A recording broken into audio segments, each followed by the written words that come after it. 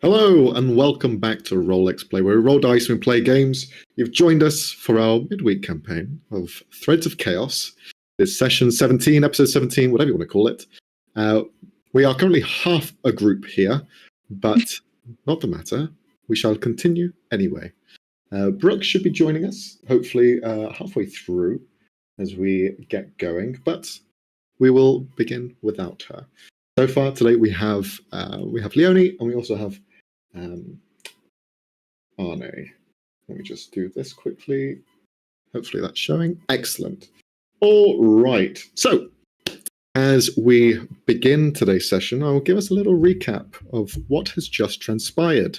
The group has found themselves in Collapsicon, a Comic-Con sort of place where historians and storytellers come together and share their thoughts.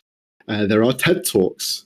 There are panel discussions, people with trade as well as knowledge in certain skills and master of craft as well here, and kind of showing off their display. Basically, celebrities, if anything. A lot of them here have caught the eye of some of the party, and they have gone one by one to track them down and learn from these people. Some people had got their fortune read, others began to spread the name of their group, others found more answers, but also some more questions about their past and their lineage and who they are meant to be. Some people had learned to craft and learned new ways of magic and enchanting. But more specifically, the group has, for a while now, had a pair of very questionable horses. Now, upon diving into this, they had found that one of their horses, with more sentience than the other, a bit more knowledge of things, nicknamed Pineapple by the group, they had grown suspicious that there was something not right with this horse. So they had found an expert in a craft which has some elements of curse work, more specifically on enchanted items. But they take his reference and advice on what to do, and they had found that the horse Pineapple was cursed to be in this form by some very powerful demonic energy, powerful magic. In going through the process of trying to remove this curse altogether, Ulrin was given the weight of responsibility to try and remove this. In a group aid, helping him out, giving him certain boons and ailments, herbs and spices, they were able to eradicate this curse. But for a small moment, it seemed that all was lost, if not for a little bit of time magic.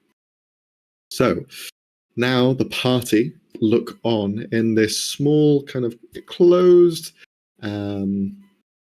space where the doors are no longer open, and are left with just themselves and two expertise in craft, as well as no longer a horse, but instead a humanoid entity laying on the ground. So, as we focus on the scene, all of you have gathered on the kind of top ceremony area, the main stage where a lot of these presentations are made. The chairs and kind of pews have been pushed to the side, out of the way, to make space for this ritual that had taken place. Some of you had bare your weapons, had pulled them out, readying and anticipating for some sort of bad eradication of this curse. Anything could have happened during it. And some of you were weary. But seeing as divine energy had flown through Ulrin's hands and removed the curse of this horse, you all find that no longer this horse, but instead a smaller form, something of a humanoid size.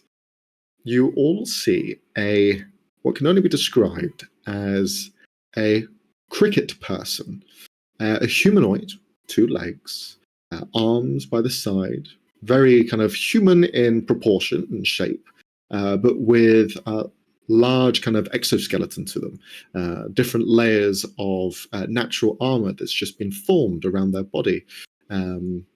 There is also kind of small mandibles that lay and retract inside of its chest cavity. Wings as well that seem to be tucked away at the back. This individual seems to be of like a greenish gray sort of skin tone.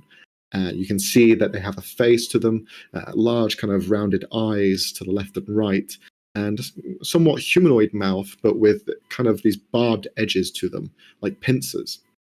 Antenna rising up out of the head. You can see that this entity lays on the ground in a somewhat squat position. They don't seem to be reacting or moving in this moment. You can see that the rest of the group here, Gorum Mask is kind of taken back a little bit. He's kind of still dealing with an injury against his arm when he had tried to delve inside of the horse to remove this curse to begin with. You see he's just kind of focusing on that for a moment and just trying to kind of grit his teeth.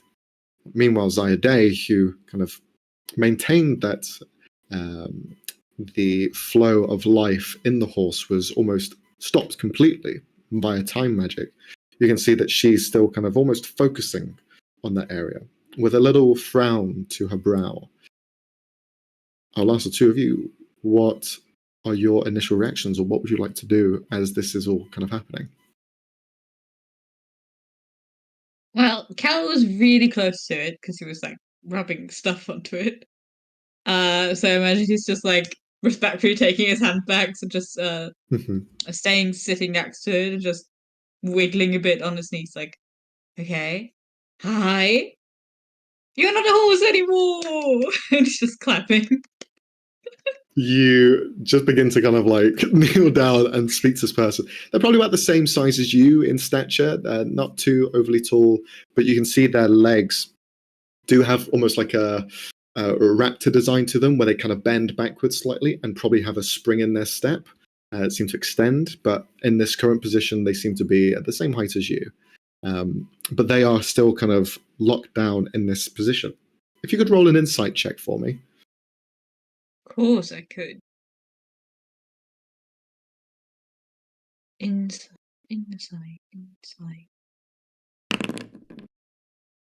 Okay, 22. As you begin to kind of look him over and kind of see along the body, you notice that there is still this kind of stillness to him, where he doesn't seem to be moving or reacting. Perhaps he is somewhat dazed or unconscious, and you're not sure what sort of state he's in, really.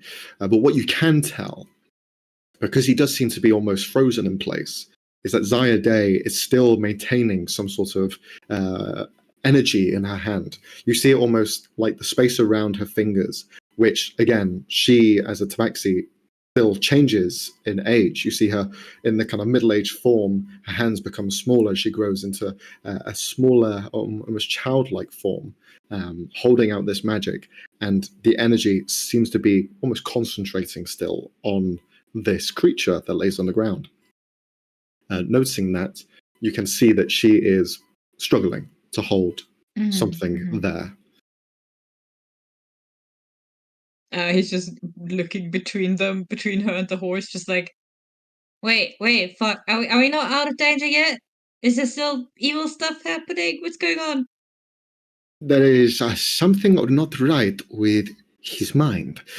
The process of eradicating this curse has left his body in a paralyzed state. I'm trying to maintain a somewhat vitality to him, but I've never met a creature like this, and trying to withhold any sort of danger is a struggle. I'm not sure what I can do here. There has to be some kind of healing spell, and I start basically trying out healing spells, starting with Lesser Restoration. Okay. You begin to reach down and cast the spell. You see, as soon as you begin to cast, she'll just say to you, okay, for the spell to go through, I will have to stop my concentration on the spell. But if you are quick enough, I can kind of get back into it. But be careful. We still don't know what's affecting this creature. Hopefully nothing holy magic can't fix.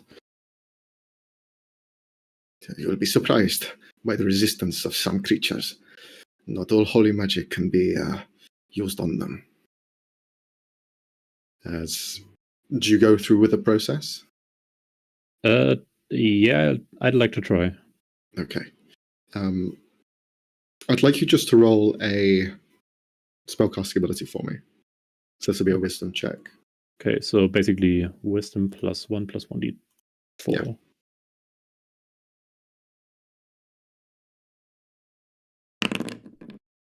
Okay, All right. actually decent.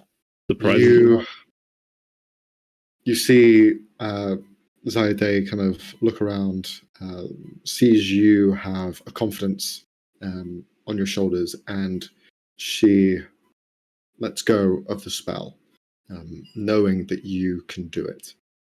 As soon as you pull out the kind of necessary components for the spell to take place, where do you focus your energy?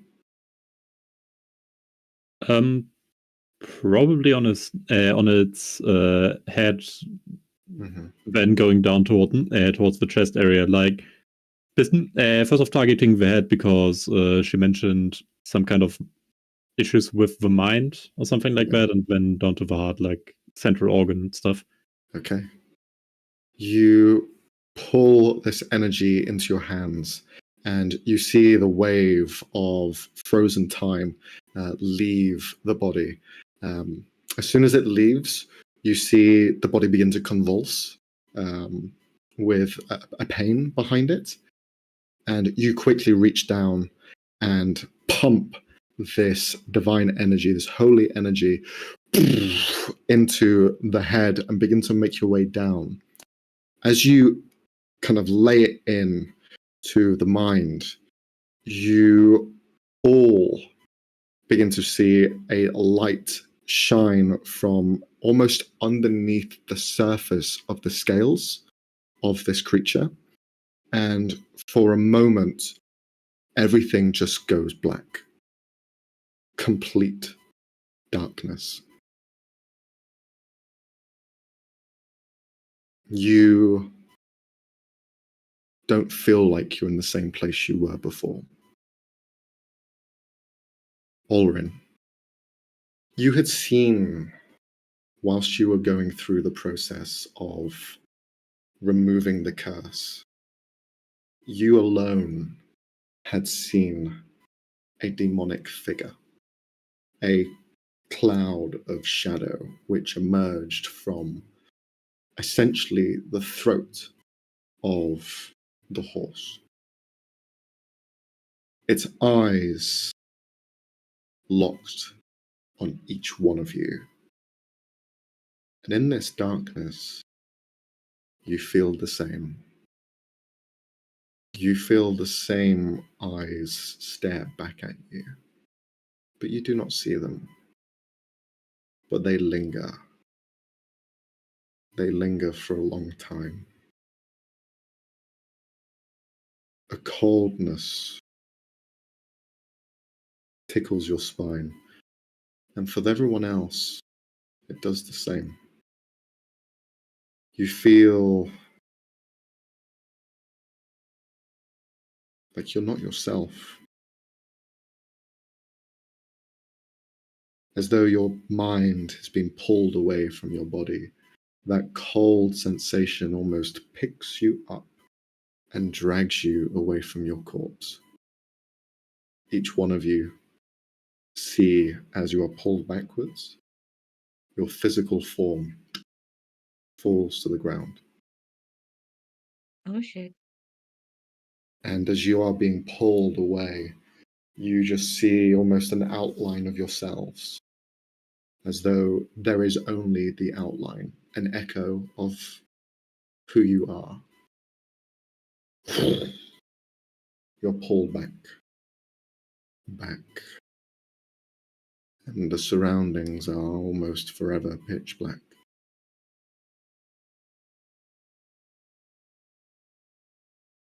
What goes through your mind, Cal, as this happens? I mean, probably primarily, oh shit, oh shit, oh shit, oh shit, oh shit. But he's also, when that first wave of darkness hit, he just instinctively closed his eyes and focused on his other senses. And I imagine that there's still nothingness. And I imagine that that's really what did it for him. He was freaked out that second he registered that not only he's not seeing anything, there's no sound, there's no smell, there's nothing. And then that like tug. I think he's just panicking. He's just flat out panicking. Probably attempting to move in a way, trying to like struggle against it, swim against this tug, whatever. Yeah. Yeah. You try and swim, but you only see your corpse become a faint, distant light, and then just be obscured completely by the darkness. You don't know how long you're here for. You, being in this solitary moment where time is irrelevant, your senses are nothing. All you have is thought.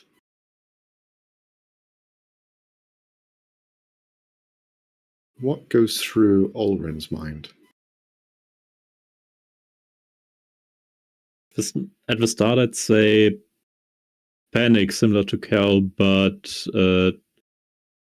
more so a growing rage. He rages against the persistence of this being that just refuses to go despite his efforts. Like being pulled into the void. He offers prayers with no voice and pretty much quiet shouts, trying to tether himself by his accomplishments, his past, his deeds, everything, as if saying, "This is not my place to die. Relinquish me." Mm-hmm. As those memories of your past, what makes you you, you remember them in a forward motion, from young to adult, your life seen and flashing before your eyes as they do. However, as you find the memory moving forward, you find the final moment of you reaching down to this creature, and now it begins to reverse. It begins to go backwards. You've seen it in forward motion, but now it pulls back. And the memories, the more recent ones that you made, did you make those memories? Or were they dreams of a child, looking forward to going on an adventure, meeting new friends, finding their path? And then it becomes a studying of words, learning how to walk, breathing for the first time, and then nothing.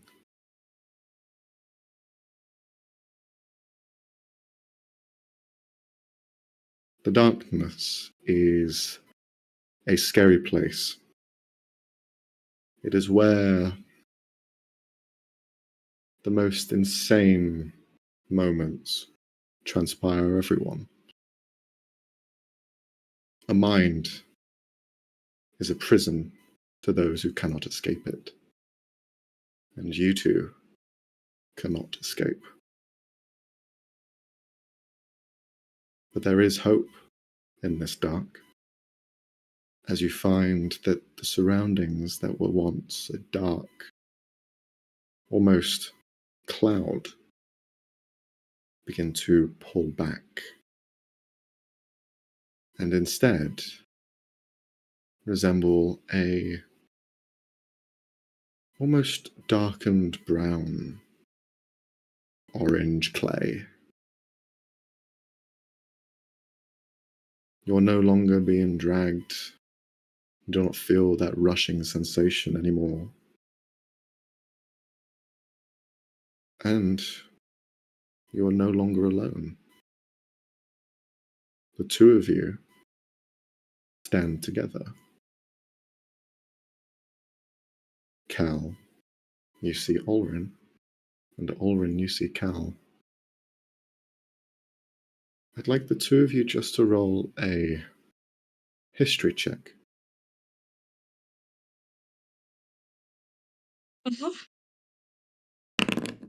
Shit! Is guidance still active? Do I have? Yeah, No I imagine. guidance. It's just your base stats. What? That's come on! Fate has reversed. I This, successfully throw my bad luck at Leonie. this is very, very poetic. Olrin, you see Cal, and the two of you see each other with a form. The outline of energy that was once there has maintained. You resemble more of an illusionary version of yourselves, semi-corporeal to some degree, but tangible enough to where you walk. You aren't gliding, you aren't running, you can walk in this space, but something still doesn't feel truly real. But Olrin, you see Cal, and your surroundings, they are essentially a cave, a dark clay cave.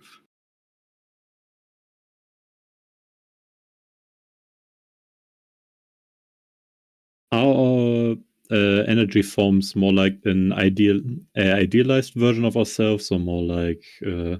They seem to be a version of yourselves to the moment that light appeared and your bodies were pulled backwards. They are the same state as they were just then. What? Okay. What the fuck? Olrin? Calm down, Is this some Cal. sort of like Cal, calming down? you look towards Olrin, and you do not know who this person is. Oh shit. All the memories that you've made with Olrin are no longer there. You are a blank slate in terms of your memory to this person.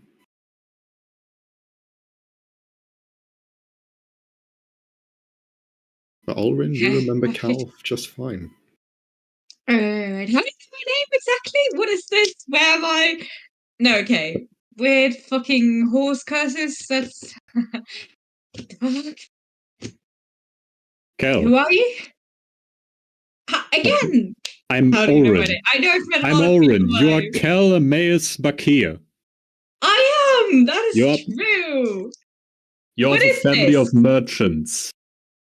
Uh-huh. All true.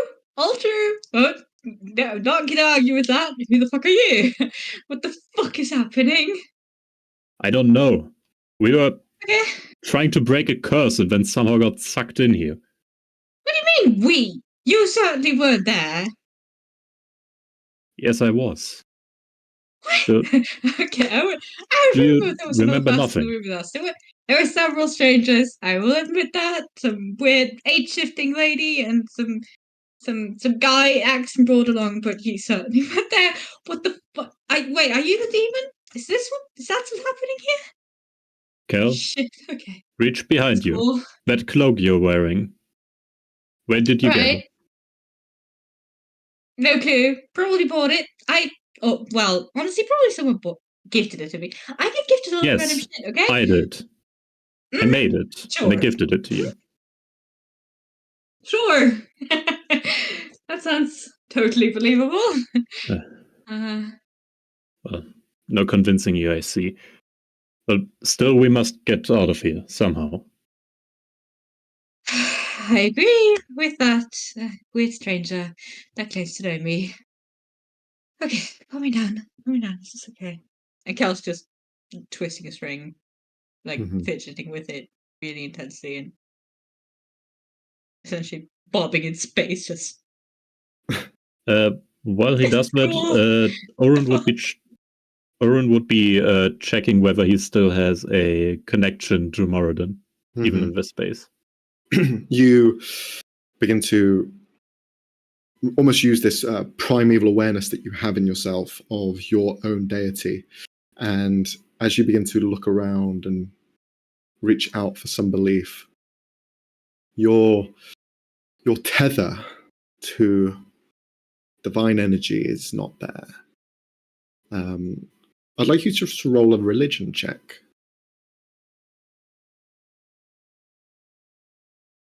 All right.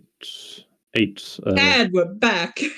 Yep. The only way that I can describe it is that energy where you pull from to use your holy divine energy, that thread just is non-existent. You can feel somewhat the other energies that are around in this world, but that singular one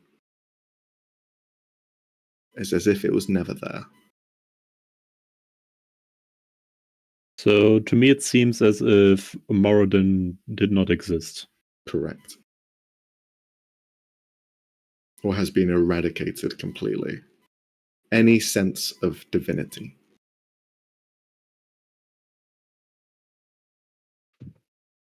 You said you had Oh, no memories of me. Not at all. I've never seen you in my life, mate. Never. Oh, And I've met a lot of people, so that says something. and quick introductions. I'm a cleric of Moradin, Oren Maragosh. I However, would say it's a pleasure to meet you. Oh, do you know the name Moradin? do I, Max? Yeah. You remember everything except for Orin. Okay. Sure. God of like building stuff, I think. Good. So it's just me. Never mind then. As you both stand there, kind of nervous about your surroundings, you do begin to notice that the walls aren't bare. There is stuff on them. You can see that there is intricate carvings. There is elements that are receded into the walls further, and some that expand outwards. There is a sense of design to them. Looking around, one side of the cave wall seems to have almost a drawing of sorts made through these risen areas and pushed in parts. And on the opposite side, you notice something almost akin to a laboratory of sorts. You see a table made of the same clay as the surroundings. You see different sorts of components left on the table, either gathered materials or bits of combined essences that doesn't seem to be tangible. They seem almost ethereal, like energy itself condensed into a singular spot, and it just glows there on the table. As you are taking all of this in, you do see coming from one of the kind of leads out of this cave, there's one to the left and one to the right. Something begins to approach from the right. As it steps through this cave system, you can see the same kind of grey, dull green sort of skin carapace of this insectoid creature that you had seen before. You see he kind of walks forward with a slight kind of almost flexing of its legs as they extend outwards with every step. You see it seems to be walking towards that table. You guys are stood pretty much in the center of this room and doesn't seem to acknowledge you, at least straight away. Just kind of walks past. They carry a kind of bandolier around their shoulder, but it seems to be made out of materials, pretty much the ground itself. Bits of clay formed and melded into some sort of sash that goes around their waist to hold different elements and different almost vials, but they're not the same vials you're used to. But they hold something inside, different kind of almost elements. This creature walks past and sits down at the desk at this small table and begins to pull out different components from the bandolier and begins to almost construct and create energy. With like a suspicious glance at Orin, Cal's just gonna move towards the creature and go, "Hey, are we in your home? Can you tell us how to get out of here? Are you Pineapple by any chance? That would be really convenient. Hi." As you speak, the creature continues to kind of mess around on the table, and you watch as brilliant light and dim lights begin to almost explode in different colors around him as his very nimble and practiced fingers begin to meld different elements together, like a chemist of some sort, but mixing together the very atoms themselves, condensed into light, as they begin to meld them together and create different sorts of energies in their hand. If you want, Cal, you can roll an Arcana check. Sure.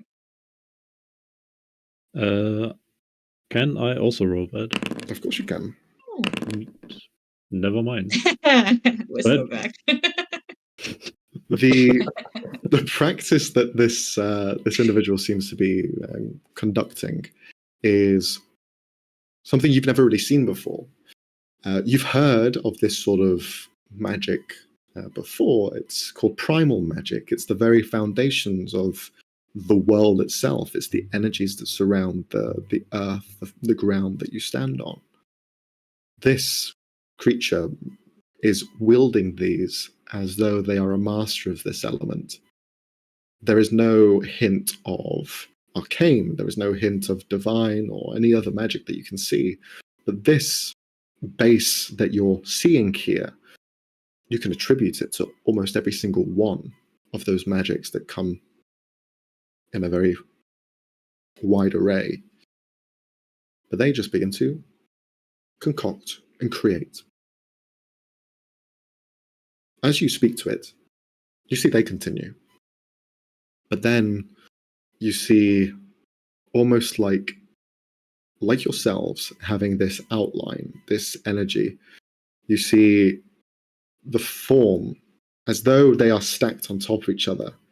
A version of himself turns outside of the shell, and this spectral light glances on you and looks you up and down. Could you repeat that, please? I asked, first of all, sorry if we broke into your house. Wasn't our intention, we kind of got forced here. And second of all, did you used to be a horse? I don't have the faintest idea what you're talking about, and what are you? I am a shifter. That's like as close as you can get to a human while still being connected to Melora in some way. Doesn't really matter. What is a human? What? Oh. It's like the boring people that live in this, like the ones that don't have anything special going on about them.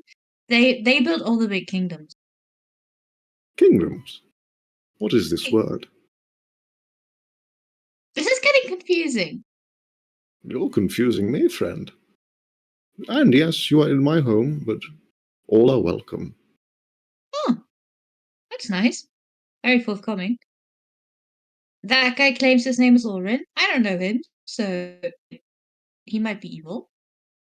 It might be a demon, actually. It's unclear. What is a demon? Oh boy. What are you? You see the head begins to turn outside, almost like the soul or the ghost of this person is reaching out and beginning to inspect the two of you, looking around. He focuses on you for a moment, Ulrin. What are you, friend? While giving Kel a death stare, a dwarf. What is a dwarf? The folk of the mountains and the earths. The short folk. The stout folk. I've never seen anyone like yourselves before, and I've lived for a long time. Well, to be fair, I've only lived for a very short time, but I've never seen one of you before, so not before this day, at least. Oh. Because, you were a horse. Well, one of your kind, I guess. It might not be you, but it's very likely to be you. You were a horse, and then we uncursed you. I do not know what is it? What is a horse? I am a crickbot. I am no horse. It's like an animal that it stands on 4 legs and has a very big head. So they're very cute. I'm not describing them cute, but they're very cute. You were also cute. Do I know what a quickpot is? Roll for history check. Apparently I don't. You, looking at himself, you don't know any more information, but you have seen a crickpod carapace before. It was being sold in one of the shops that you had walked by. It was a shield with the barbed hooks at the end of it. This shield was mentioned to be a piece of a crickpod, like a part of their chest piece. And you can kind of see the resemblance here, but although this crickpod individual doesn't seem to have the same sort of hooks to them, more of a kind of softer exterior and shell. You only know them as a forgotten race. They were here, and then they weren't. There's nothing more you really know. I do remember something about crickpods. However, you've long since vanished. Well, I don't know about vanish, friend. There are many of us. Well, it is rude for me to not introduce you. Please. You see he begins to push out of the corpse as the corpse continues to kind of play around with these energies. He emerges from there, and you see him in this spectral form, and he begins to kind of lead the charge back from where he came. Please, if you will follow me, I'll show you around my home. That. Okay, wait. Quick question. Are you ignoring that, or are you not seeing the thing I'm pointing at right now? What sort of the concept? I do not understand. Okay, so the thing that's like, if you look at your desk, is there still someone sitting there? You see, as he looks towards the body that is still moving, he kind of takes a moment. Ah, there he is. So he was not ignoring it. He hasn't seen it. That's good. He begins to walk over. What is this? Yeah, see, that happened to me too. It's just that I was not here while it happened. He kind of looks at his own hand now. Well, this is... Huh. You had said that my race is no longer. Yes. Yeah. Where do you come from? Corthéan?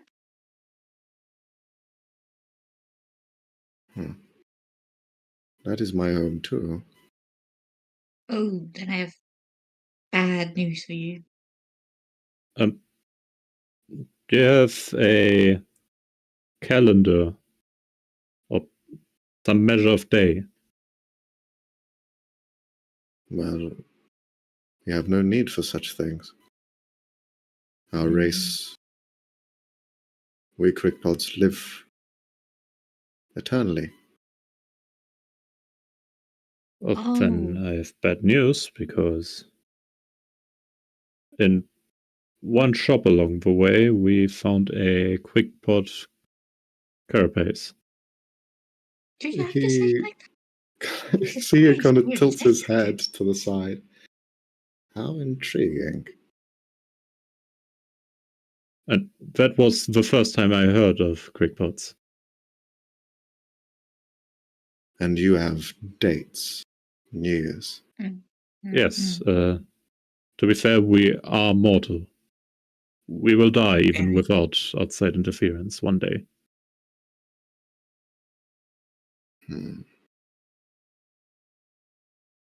I've only ever seen this a few times. I sense that we are not in real time. This is all but a memory. Very interesting. And Well, judging by that guy, and I point to his still moving body, I assume it's yours. I would assume like- so as well. yeah, not to be rude or anything, but could he take us out or something? Because, yeah, I sort of the rest of my party was in that room too, and like they could be getting attacked by a demon right about now. If you could just kick me out of your memory again, that would be extremely convenient. I do You not can keep know that how. guy. Oh, He reaches over to the table and he begins to pull towards the energies that lay there, and his hand just goes through them. My knowledge is useless here. In this form, I'm all but a mouthpiece, eyes, that I do not know what happens next. Where will I go? Is this your latest memories? Is there anything else you remember that you can't place in time? See, for a moment, he begins to look down. I had just had dinner with my family, and I thought to do some work. A new process that I was creating. Similar to this, in fact. Manipulation of time and matter. We Crickpod have never needed time. But the concept of it always seemed so powerful. And he looks over to the physical form as you see him just kind of, I did it. A new weave of magic. I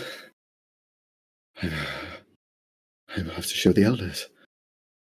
And you see he begins to run through with this mote of grey energy in his palms, back through the hole in which he originally came through. I feel like we should follow him. This seems important. Agreed. Wait, Right. there is. I have a. We have an aide. Someone of great knowledge. Someone who themselves has said that they do not obey the laws of time. They were the first person that I gained a fascination of. such great power, yet they sleep and wait. They had mentioned something. You say that my people are no longer around. What happened to them? No clue. Unfortunately, I don't know. I've read historical texts. Maybe I don't remember, but don't think I've ever read about their fate. This being had spoken of an end to all of us, that a light will shine, and that will come of our end. We must see him. We must find him. Right. Okay. Well, lead the way. Fortunately, I don't really know my way around this place.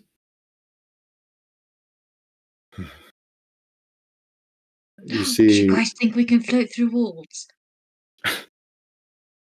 you see, as you just say that out loud, he looks down the other cave. There was two. His physical form had returned down the right, and he looks down towards the opposite one, the one on the left. I think we should. And you see he just gets pulled back. Oh, He gets pulled into the cave in which his physical form had stepped through. see, I told him we should follow him. Let's go. Yep. Good guy. Sure. Also, best not try walk through walls. I mean, we can walk on the ground. That should mean something. Yeah, now I'm sure I don't know you. You're not fun. Cal's gonna try. As I walk past, he's gonna try and put his hand through a wall. He's just. You feel that the barrier cannot be broken. It's just like spaghettis. I just walked past him. At least you didn't go face first. That's an improvement. Okay, fine. Maybe we do know. Maybe. Not admitting it. So which way are you guys going? Are you heading down the cave that he was looking down, or are you heading through the one that he was pulled towards? I mean, if he says we should go meet some dude, that sounds like a fucking demon. But sure, let's do that. He said we should meet a dude. Let's go meet a dude. Yep. Okay. You head down the cave, and the steps continue and continue, and you eventually find that the surroundings just grow dark. With your intent to find this person that they speak of, you find the surroundings warp and change into one that has this very large open underground space. Pillars rising upwards, embedded into the walls in different and strange ways. No real form or function, just kind of this natural cave system that is just held together by all of these columns that outstretch and hold themselves. But there is one space in the center that is hollowed out. Through looking in this space, you see a few things. There are carvings in these pillars. There are carvings in the walls, large ones, indentations as if something scraped into it, and they seem almost runic in design. Something with an enchantment that would be placed there. Some of them glow a soft blue, and others are just dull altogether. As you step in, you can see your same friend once again. You see the Crickpod in its physical form, noting on the ground with his finger just seems to be carving into the stonework on the floor, as though writing a letter. You see them kind of nod and continue the gestures, and then finish at one point. And then they look up to the center of this room. I'd like the two of you just to roll perception checks. Please stop having me roll. It's not good. It's not good for my character. Oh, You're right, Arne, it's not good for your character. The two of you see just this kind of mass of blue, just a kind of darker blue color that stands out from the otherwise mostly orange and dark and brown colors of the cave. But they glow with a light themselves underneath, just kind of underlighting the entire thing. But it seems to be almost like a hardened, almost shell of sorts. And you see that the Crickpod finishes and pulls the ground like it's a sheet of paper and just appears in their hand. Thank you very much for your teachings. You're very insightful. What are you again? You had mentioned it once before, but I've never seen anything of your design, or your anatomy, for that. There aren't any like you.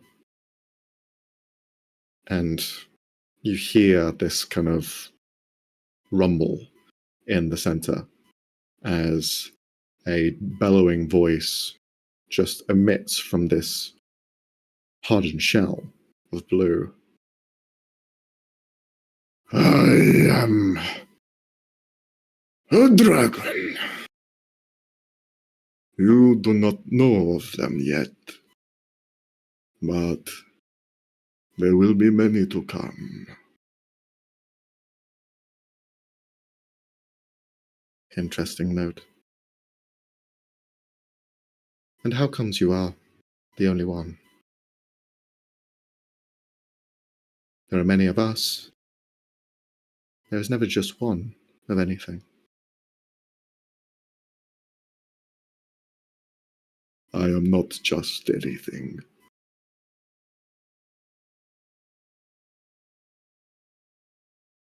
You're right.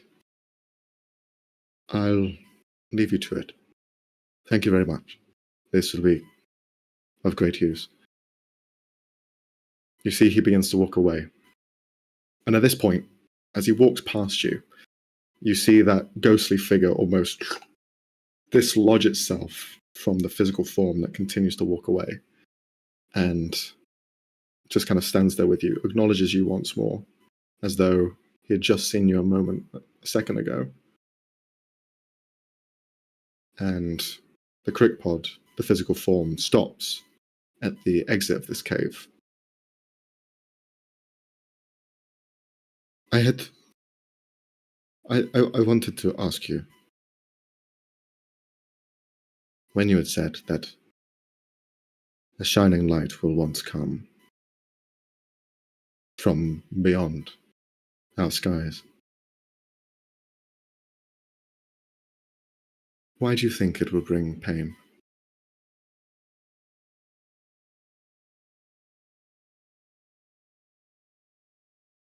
Because I have been there, and I have seen it. Destiny is already written, no matter how much you try and change it. Well, I'll try and prove you wrong. I'm not going to let any sort of light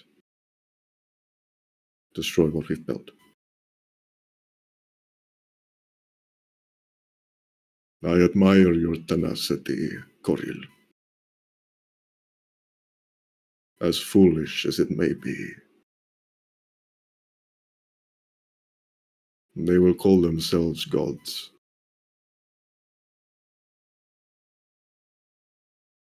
Be wary of that word. It is a word that brings much misery.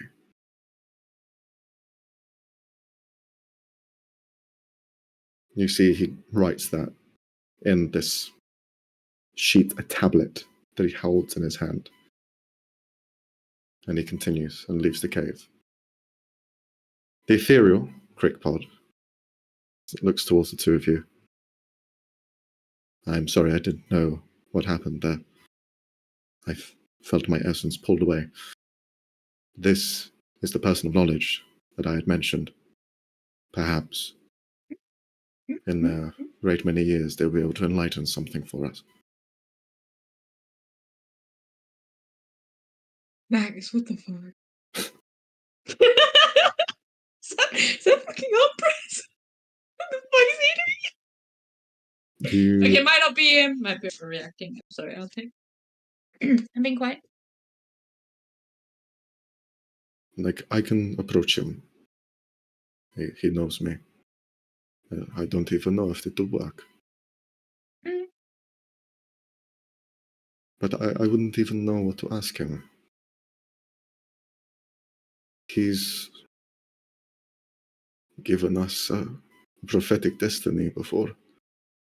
And if what you say is right, then he is correct. I don't understand what can be changed.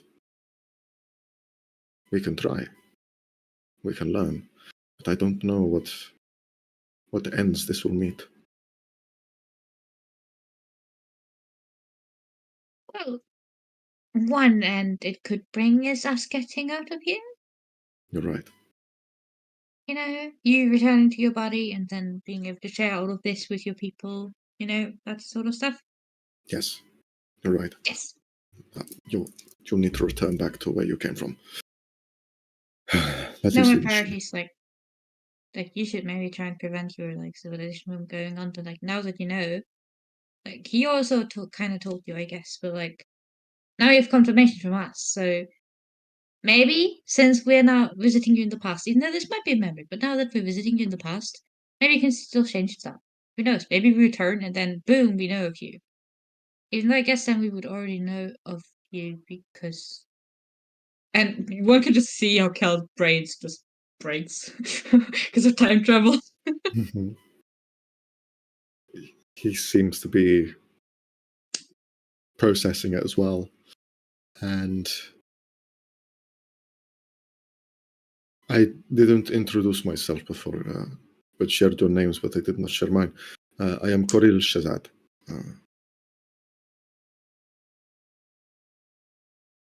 All right. Lovely to meet you. You're very interesting. I think you are both very interesting, especially under these circumstances that we find ourselves in. Not every day you find yourself in a spectral form of who you should be. Energies have crossed that should not have crossed. But as you say, Oh if yeah, this- we definitely. Yeah, we pissed something off. Definitely. Well, I did at least when like I said when I was pulled back, I was we were doing some shit. I think we might have failed. In the future, we were trying to take a curse off of your future self, I believe. And then we somehow got here. Richie could also know because he's the demon that's doing this. Just Ah, like yes, of course, Kel. I'm the demon. I mean, And instead of just silencing you forever, I'm enduring all your bullshit, as usual. What is this bullshit? The short version is I know Kel, he has forgotten me for reasons, and now he believes I'm the one responsible for whatever this is. Many you make it strange sound things so are happening. unreasonable. Perhaps Well, the dragon can be of assistance. Mhm. He steps forward Embras! Can you hear me? You see no reaction from the so-called dragon. I want to touch it. I want to As try and touch it. you reach out and try and touch him. I want to try and touch him. Okay. Cal is dragon. Cal, no. I love dragons. Olrin, you reach out to try and stop Cal, but Cal is too swift with their hand, and you end up touching the side of the scales. And as you do, your fingers feel this buzz of electricity, just static as your fingers rub down the side. These scales are thick.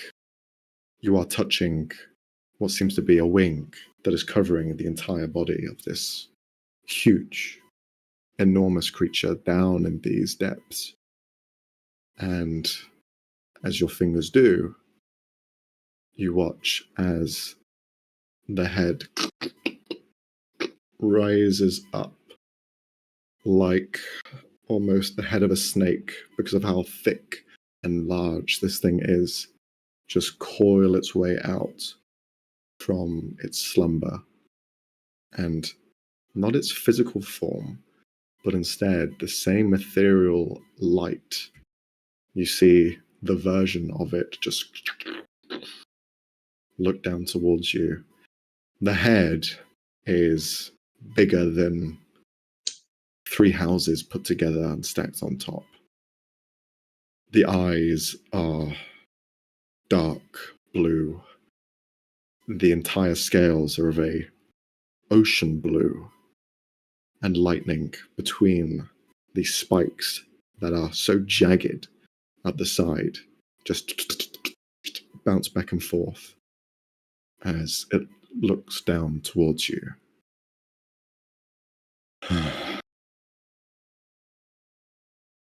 What is this? Who dares try and speak from a time long forgotten? Well, us? And that's what we'd like to ask. Do you know what's going on with us? Sir? He Dragon? kind of looks around the three of you, acknowledges the sight of seeing Coral, but more specifically focuses on Olrin. You are from a time that has not yet happened. Your god has not arrived yet. And he stares towards your emblem, Olrin. That explains some things. Do you feel alone? Only company doesn't remember me. So yes, in fact I do. And in all politeness, can you help us? Bring us back to where we belong, to when we belong.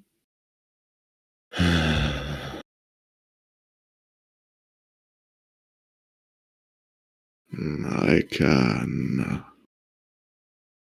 What has happened here is your minds have been pulled back to a past that is not your own.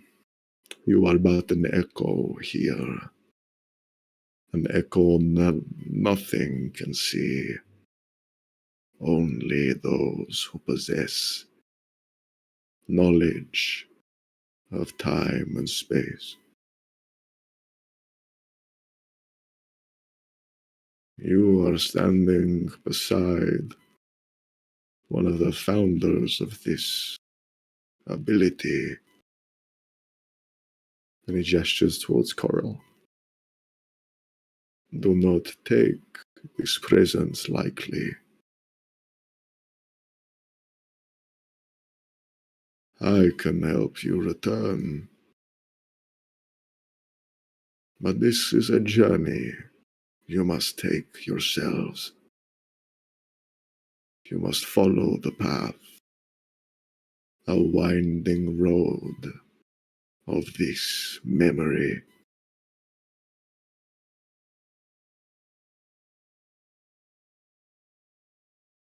So, But know this, Coril.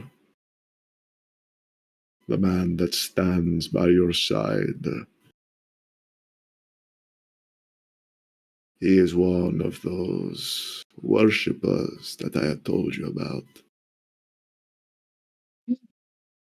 What does The he do? gods will create acolytes to empower them and make your presence weak. And as I said, you will eventually perspire, and a cycle of vengeance, life, murder will continue to spiral until the very end.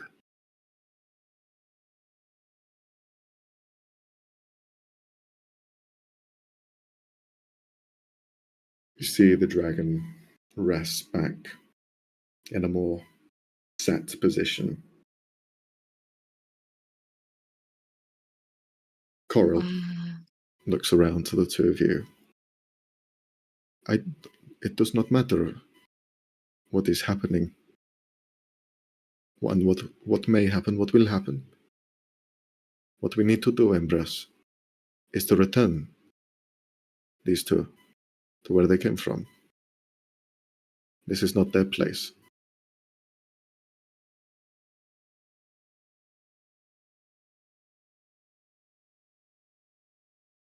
Then find the root of what brought you here. Why are you here? Was the Emperor's the horse? in the future, we try to extract a demonic curse from this guy over here. So, yeah. Do we have to But find out then who we cursed drop him? dead. The path Wait, you think we're that dead? Coril will follow will lead you to that demon which created a curse. That sounds as though this is where the story is going. You found yourselves on a thread, a line that cannot be changed, that will not change. Destiny is forever.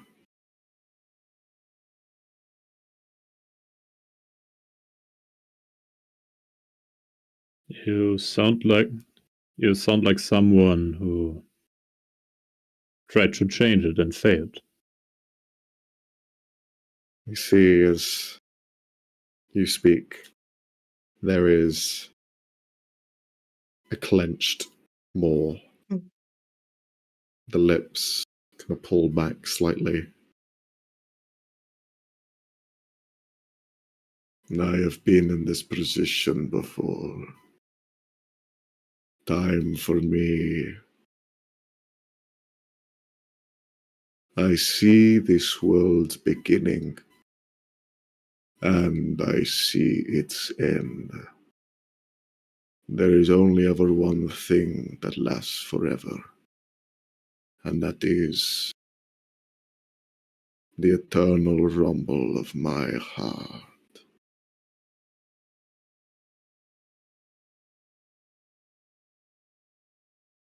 Whether I lose or win,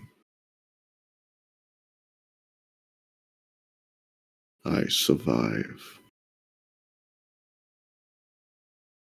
And you see he returns back to the position in which he once was. He's a very dramatic guy, isn't he? Certainly seems so. Coral will just look at the two of you. And then I guess we have to follow my memories then. Yes. Yes. Memories that I Let's do go not find have. out who cursed you. Yes. Well, I guess we have to follow the motions of this. What's next then? Where would I have to? You see, he gets pulled Oof. away down in the cave in which you had walked through before, and you are left there with this sleeping dragon. Can I kick? No, okay. I would kick him. Just like a No, okay. No, okay. Cal doesn't know any of what I know, so I'm obviously not going to kick him. On the other hand, Corey said his name twice. And Yeah. like The oh, two I of you wanna can have a roll roll. history checks.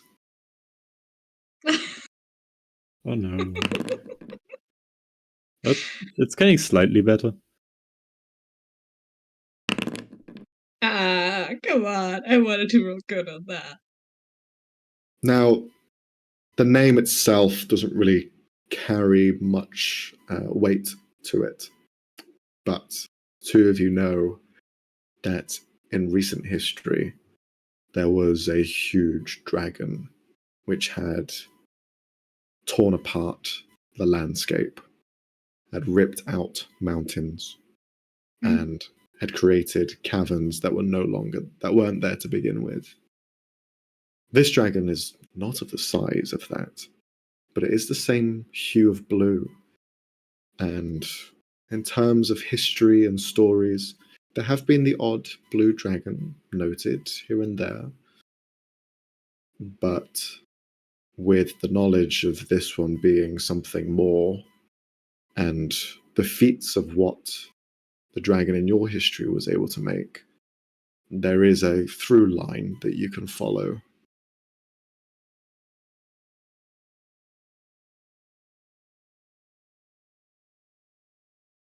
I wonder if he's related to that gigantic blue dragon that Torpal rustled out 20 years ago.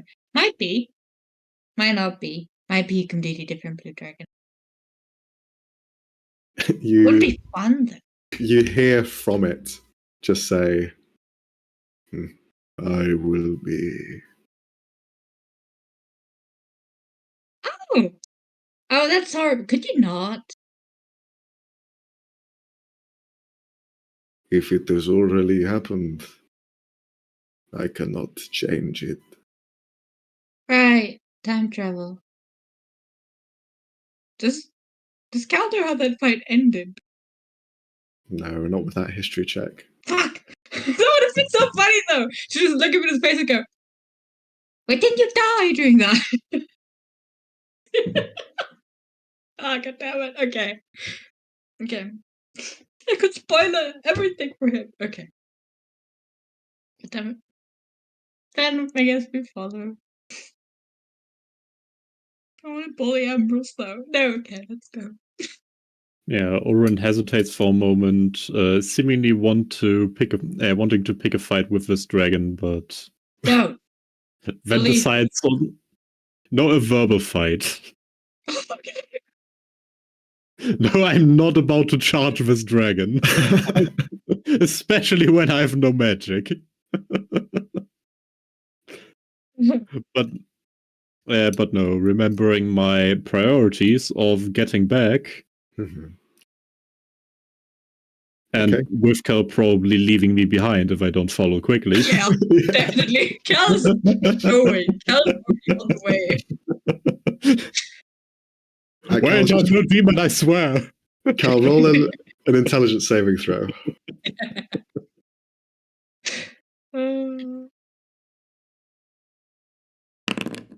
It's Okay. 17. You slowly begin to remember parts of Ulrin. You remember the kind of first initial parts of your relationship, going up to about early adulthood, but not from the point of going on adventures with or becoming more present in each other's lives. The early stages.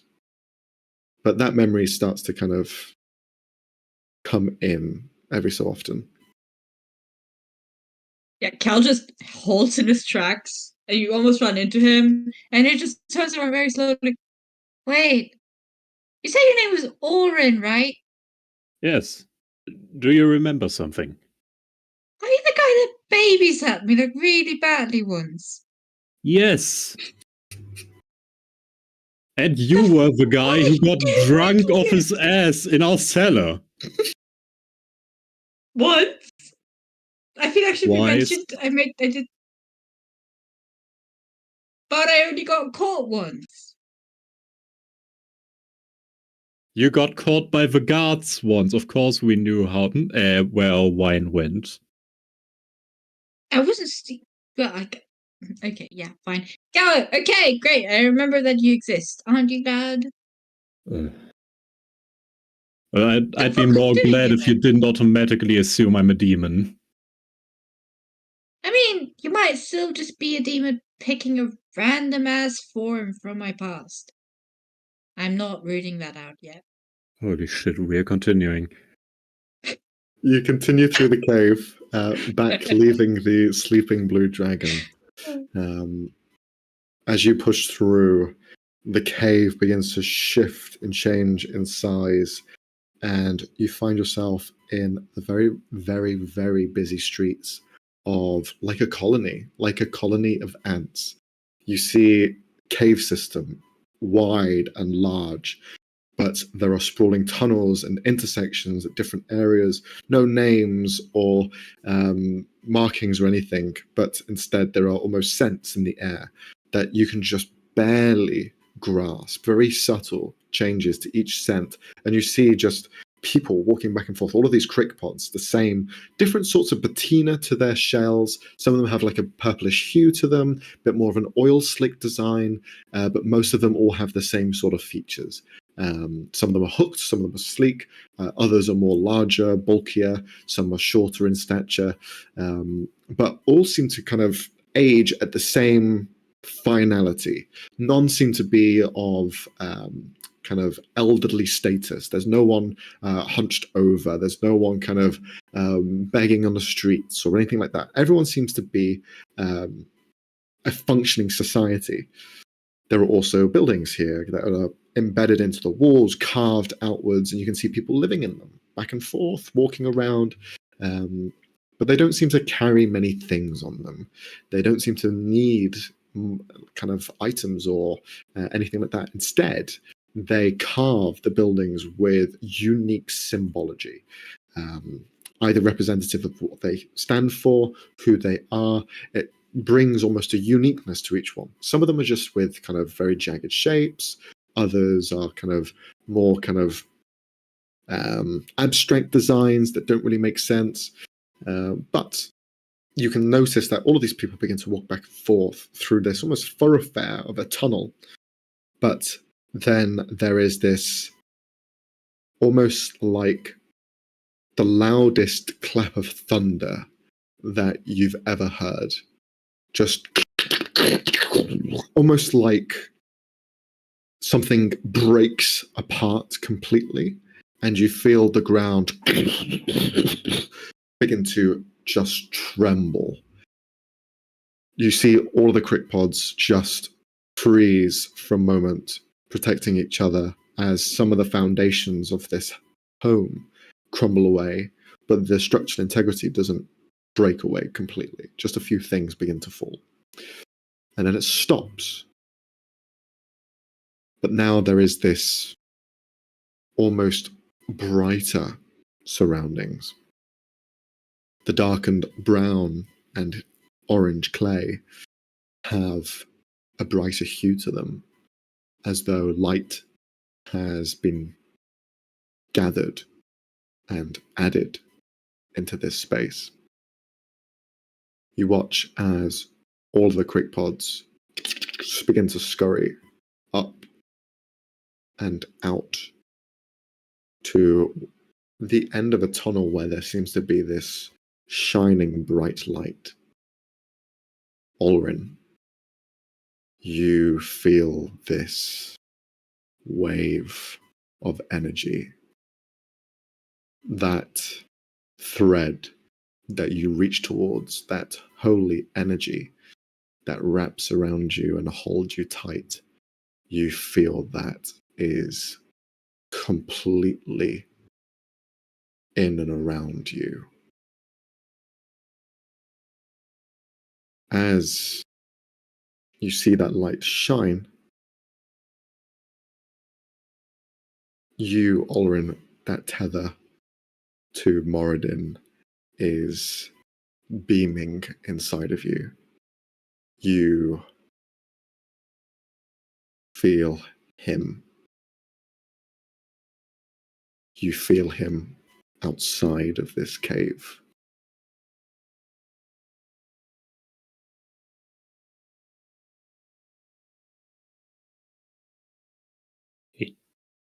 He's back. Moradin, my god, he's back. What do you mean he's back? He's here. Oh. What do you mean he's here? Isn't that like blasphemy to say stuff like that? I'm a cleric, not the Inquisition. Huh. Well, how am I supposed to know? His presence, it's here. It's hard to describe. It's not like he's walking around in a physical body or something, but it's like I feel his presence getting closer. Mm-hmm. Do you want to go check it out? Yes. Oh. Okay, let's go. All right. You begin to push through the sea of people who have now all stood still, no longer able to get to the front, but some beginning to look over the shoulders and trying to see whatever's through this tunnel. The closer you get, the brighter the light. And as you approach, you see that there are several of these cryptopods stood in front of this cave entrance. One of them is Coral. He stands amongst several of them. And you look out to the surroundings. And the land itself is almost like a barren wasteland. You see essentially a chunk of rock that just continues and continues. And just in the distance, there's one mountain. Just in the distance, there's a small gathering of clouds. Just far away, there is a body of water. But all abstracts of what you know of the world kept isolated in these singular spots. For the most part, it is just barren, a empty canvas. The light that shines causes your glance to look up, and you see the sky above. Not blue, as you expect it to be, but instead white, shining, brilliant, and golden. There are two silhouettes that you see floating down. One which resembles a male figure, the other a female figure. And we're going to have a quick break since we are halfway through. And Brooke has just joined us, so we're going to get her up to speed. And How the fuck are we gonna do that? don't ask me, that's your guys' job. What? What do you mean? What do you How's mean? that our job? So, see you in 5-10 minutes. See you in a bit. Bye-bye.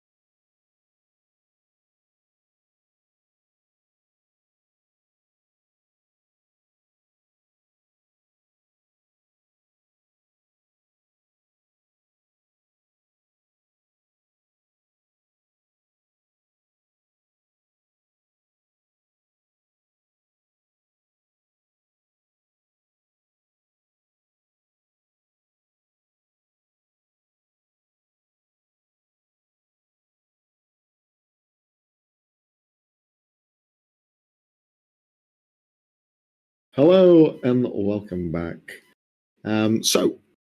Brooke is now here. You can't see her yet because the thing's not working, but I will handle that in the background. Both Cal and Olrin, the two of you, begin to watch as these two entities begin to descend from light itself. You see the two silhouettes of this male and female figure holding hands as they descend with this kind of very heavenly aura around them. These two beings shine the holiest of holy lights. And it's kind of scary. There's something about seeing something with such pure energy that instills somewhat of a fear. But as the two of you are caught in this moment, we're just going to go over to Helen. Helen. Something bad is happening, I'm sure. You find yourself in this dark liminal space where the shadows are like blackened clouds. And as you are pulled out of the space you were in before, you find this pull behind you, as though you are being pulled by some sort of tether, yanked. And as you are pulled back, you see your physical body slump to the ground in this pitch black. And you just fly further and further into this dark expanse. Your body is there for maybe a split second and then is just obscured completely. As you're being pulled away, there is no sound, there is no smell, you cannot speak.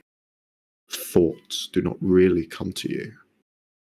The concept of a thought just tethers that you're trying to grasp on, but even trying is nigh impossible. What does Helen feel in this moment? How does she react to this? Can she feel like anything in this space, like around her?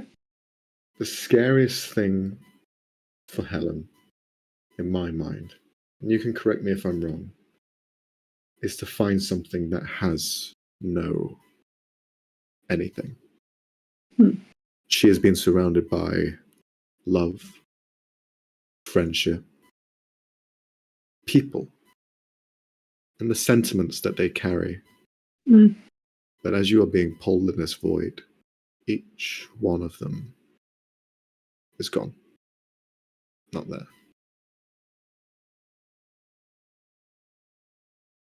I think she'd kind of like try to breathe out really heavily, like she's being pulled underwater and just kind of like just breathing out, just kind of breathe out and try and like hold her breath and not breathe in again, just kind of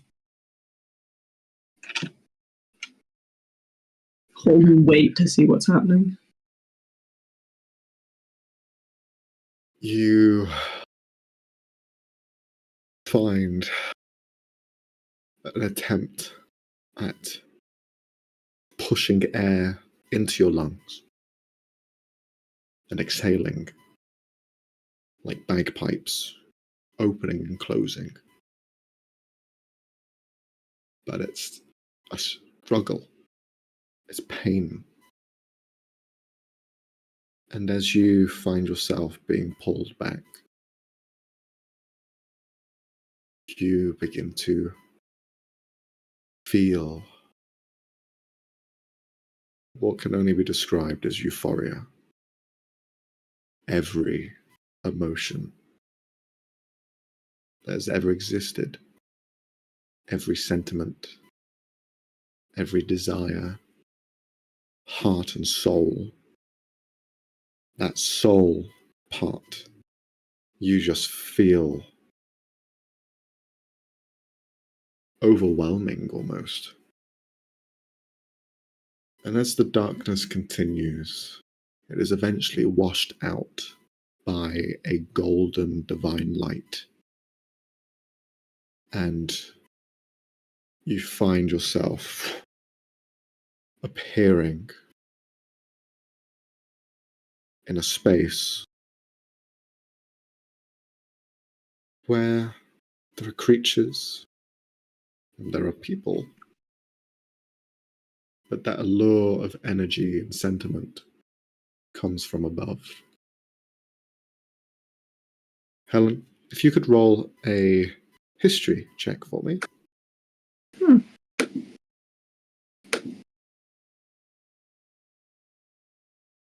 Let's see.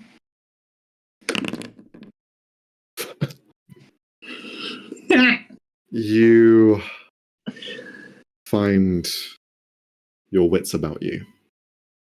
You remember every fine detail.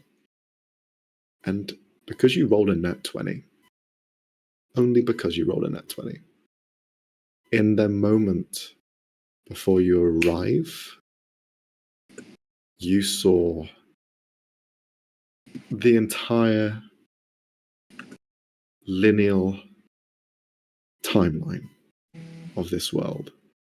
You watched as the surroundings of where you were continued to thrive, a flashing light of clashing green and red, destruction, a wave of it, reforming as these lights just continue to pass by over and over again.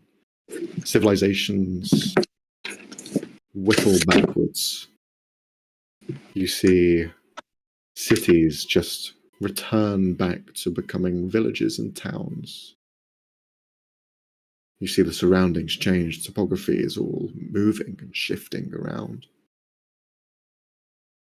But one thing stands clear amongst the entirety of this world, and that's one single monument, and that is Trasvalar, a place that is the first foundations of civilization. Everywhere else comes and goes. At one point, you see energy, elemental energy to the northern side of the world fluctuate, explode, compile itself, explode again. You watch as from the center of the world, a darkness obscures everything, and a red sky finds itself prominent for several years as the grounds begin to burn, as devils reign. Then you watch them all pile back in from whence they came, and instead of a hole in which they emerged from, a city sits there. But then the city fades away, like the rest of the civilizations do. You watch as clouds rumble and transform into coiling snakes that wrap around the world. You watch as large mountains begin to form and move and destroy anything that surrounds them. You see divine light shine and fight and push back these evil creatures of the world that try to destroy everything they've built. You see them recoil back and return to this singular moment where you are seeing the origin of divinity in this world and the arrival of the gods.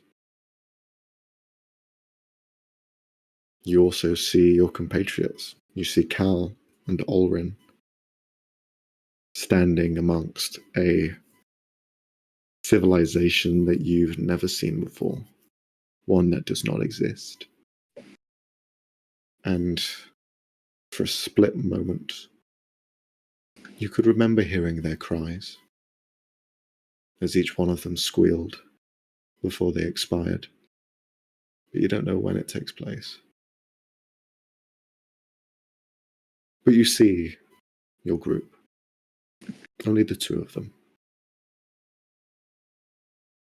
They are ethereal. They seem as like ghostly apparitions, as does yourself.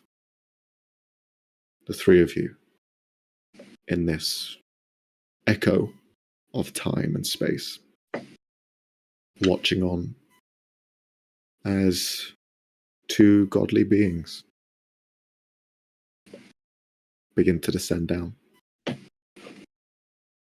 As there is a stillness, a unsure stillness, you can hear muttering between some of these leaders of this clan, of this group of Crickpods, talk amongst themselves. And then you watch as one of them, Coral, the person who both you and Cal have been, Ulrin and Cal have been talking to, push out of their physical form and appear in this echo as well. And he looks to the three of you. I see we have another visitor here. Friend of yours? Also trapped here? Very wonderful. Cal, you remember Helen? Yay! Cal's just immediately like, Helen! So much weird shit has happened. Also, do you know that guy? And he points at Ulrin. Just making sure. Just I gotta, make sure. Helen would kind of like almost, step down the last step and land on the ground and just kind of look over at the two of them and just she's like really staring at you and goes, yeah, of course. Ulrin, Cal, and would like try to go to like poke either one of you. You poke at their kind of ghostly forms and it's tangible. You can feel them. Oh yeah, that was my first thought too. I tried to walk through a wall, it didn't work. That's very sad. Throughout all this, even with the poking, Oren is still glued to the two divine figures descending from the sky.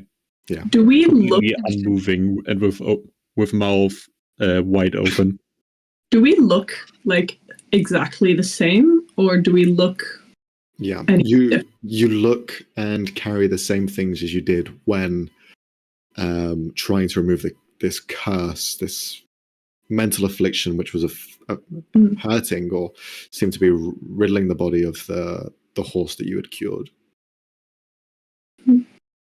I just realized that means that I touched Ambrose in a bad Galavandrian cosplay. Yeah.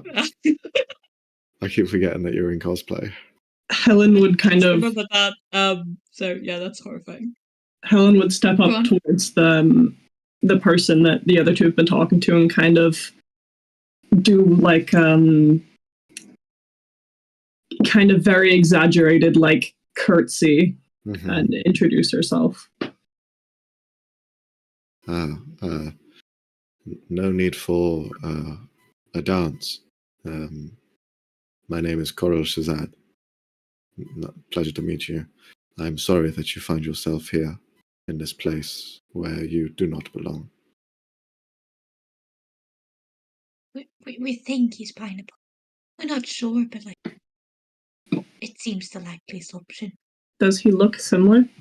He looks essentially identical to, even though looking amongst all of these very similar looking and other insectoid humanoids, this one matches the same patina and shape and dimensions as the one that came out of the horse. She just looked at him and goes, I have a feeling we're going to know you very well a very long time from now. And just kind of is looking around and just kind of trying to take in the environment. Looking around, you see the landscape is just barren. There's almost nothing here. And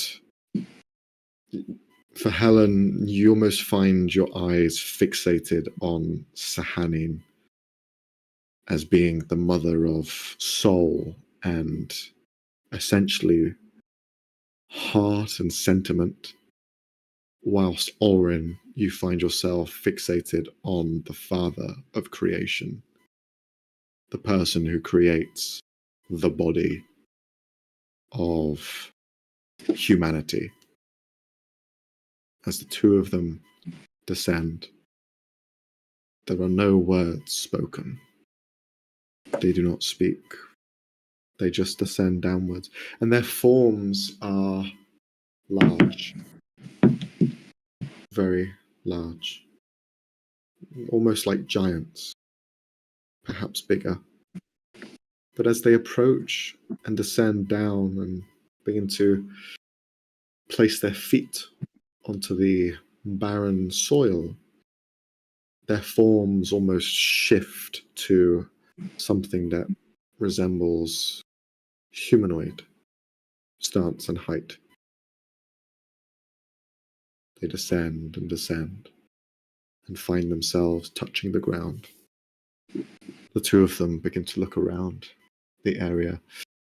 I'd like all three of you to roll perception checks. When one's about to meet the gods, so we're all dressed up. Okay. I'd say all of you pretty much notice the same thing. Above, in the sky, which is not painted blue, but instead a divine wash of white and gold, see a singular point, which is almost like the design of an eye, like the folds of space have been pushed apart, and you can see almost like places beyond, a place beyond the stars even. You're not sure what this means, but there is a powerful sense of something different there, something unknown, alien to some degree. And you watch it hold there for a moment, and you hear Moradin just say, "We are safe here. No longer do we have to worry about what's behind us. This can be our home."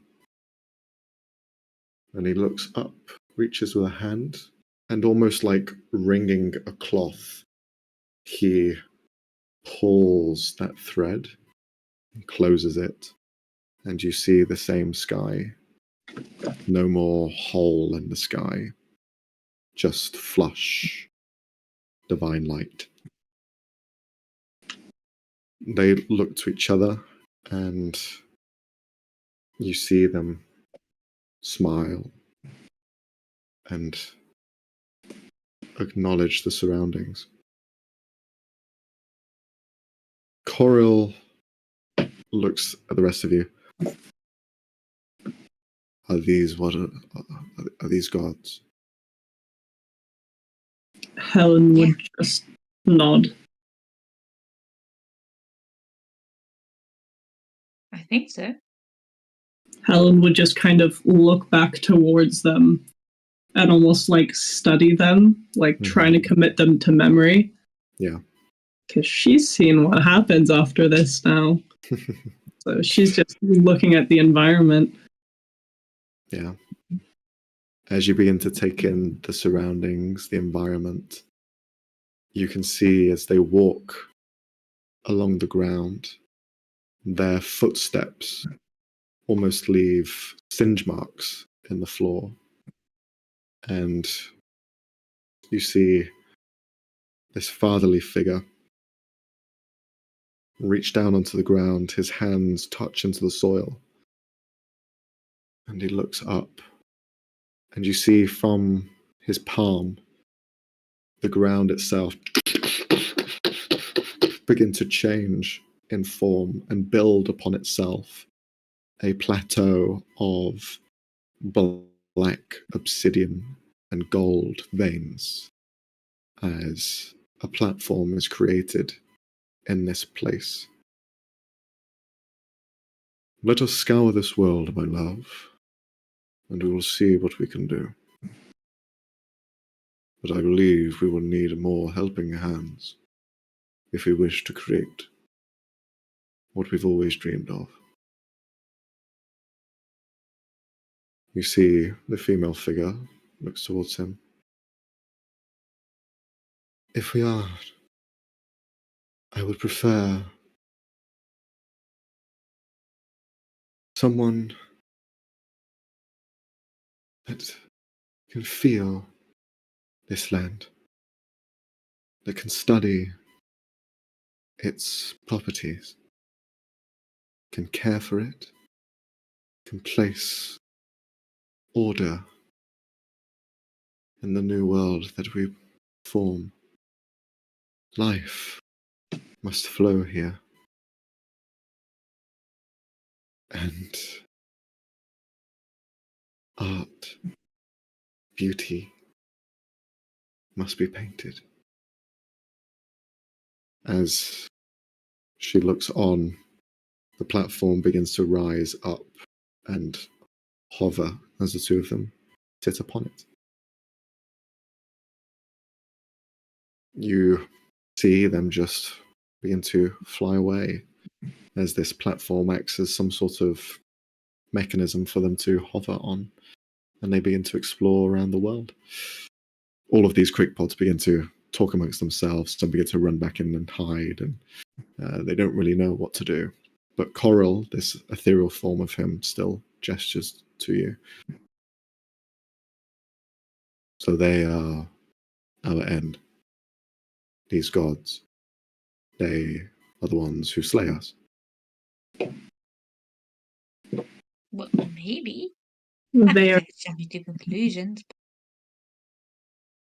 Helen just kind of look over to him and goes, they do and undo the world. Undo what is here. Do what will be here. And for you, she just kind of shrug and then look kind of in the direction where they went. Mm-hmm. I understand. As Embrys said, everything is written. He had warned us of this.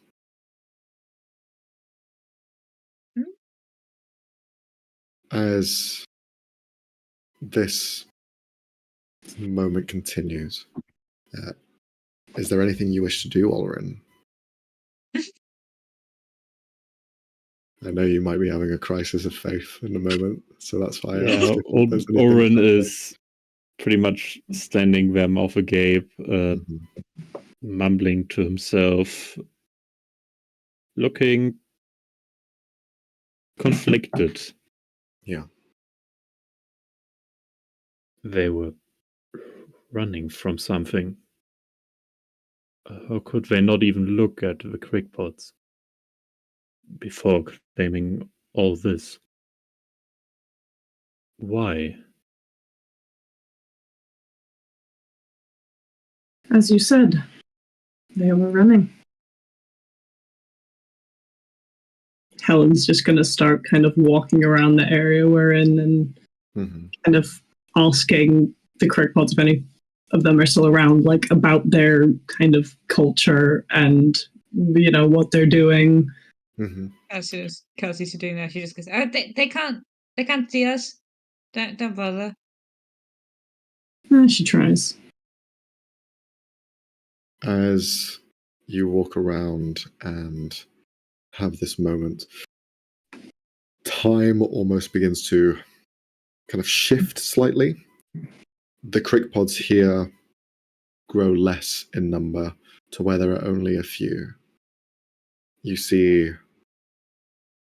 Coral and what seem to be his kin, children of his kind of bloodline, alongside him. They all seem the same in stature, and they don't seem to be smaller or anything. They've probably reached adulthood, the same as him, and they do not age any further. But you see, as they kind of stand by this hole alongside the rest of you, there is an abundance of vegetation that just spurts out of the ground, covers the land. You see giant trees, luscious jungles, beautiful spires. The land itself rich with fruit, naturally growing, large and small, bushes and plants. You see some of the crickpods begin to partake and take some of these for themselves. And you also see birds just flying down, perching themselves on trees. You see animals, small, large, walk around with a peace to themselves. And then you see walking amongst all of them, with a trail behind her, a mantle of golden leaves, a cape that flows past her shoulders. Perhaps it's not a cloak. Perhaps it's more her bright orange hair, with flakes of yellow and red that just drape past her shoulders and below her back and onto the ground. You see this very radiant figure walk some of these barren lands, and grass just uproots. You see trees just emerge and appear, and animals just side to the left just seem to expel, just seem to appear out of nothing and begin to form this world with sound. The trees push back and forth as a breeze follows suit. You also hear conversation. Behind you, inside of the tunnels, you see a humanoid man, female, sorry, who is currently noting down on some sort of parchment. They wear this long veil across their body, and lights surround their head of different colours. And they seem to be noting stuff down, learning, taking in, speaking with the crickpods directly. You also hear the flapping of large wings as you see a large platinum dragon fly through the sky, dazzling and shining as the light of the sun just dazzles across its scales. A platinum dragon flying, watching, overlooking, and keeping a watchful eye. A protector of law and order. And you see in the distance, where there is an empty landscape, a man sat in a chair with what seems to be a brush in hand, painting mountains, painting waterfalls, painting the sky, adding colour and beauty to the world as energy, magic begins to flow through these elements. With the presence of children, the sons and the daughters of the gods, you can see that there are now people, humans, elves, dwarves, many different races walking around and finding their first bits of tribes, families, walking, talking, holding the hands of these gods and learning from them, like children to parents. This is all a lot, as you're seeing it in kind of flashes. It's just happening. And through all of this, you can see at the end of this tunnel the motherly figure. You see she stands in a place where hasn't been touched yet by the children or anyone. And you see as she looks around and smiles, there is almost a pain in her chest. You see she kind of reaches down and almost buckles over forward. I'd like each one of you just to roll a Arcana or Insight check.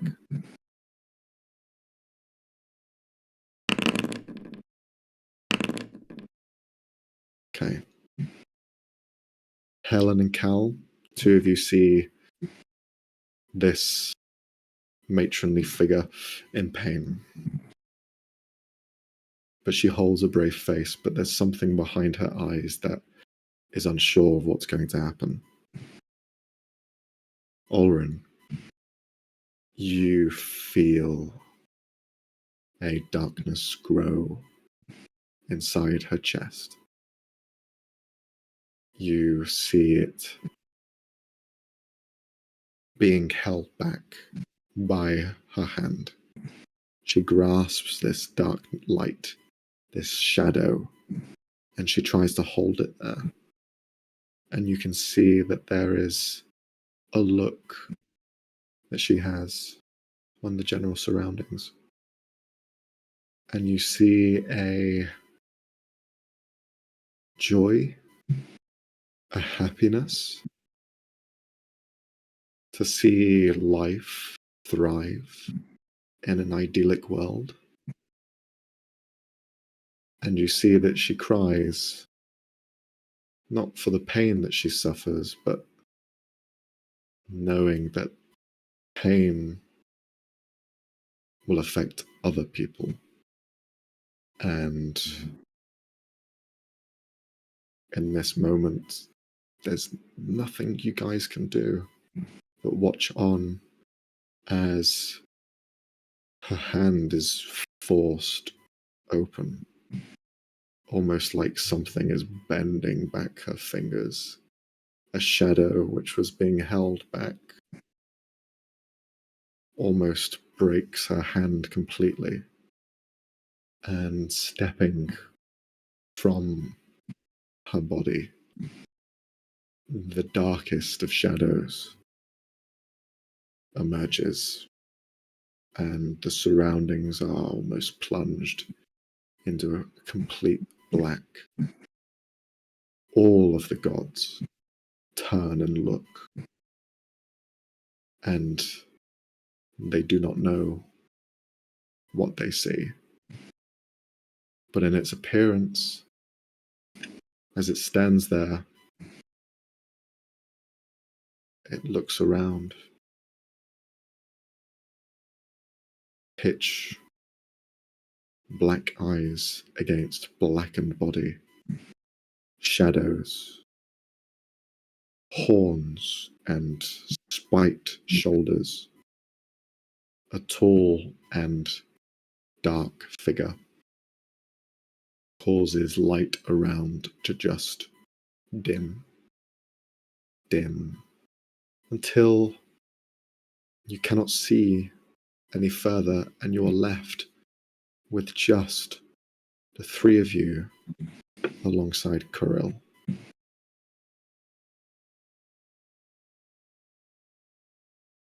You see Corel just look at you. What was that? Was that a god? No, it wasn't. It's similar to what the thing that cursed you, I think. Perhaps it's a demon?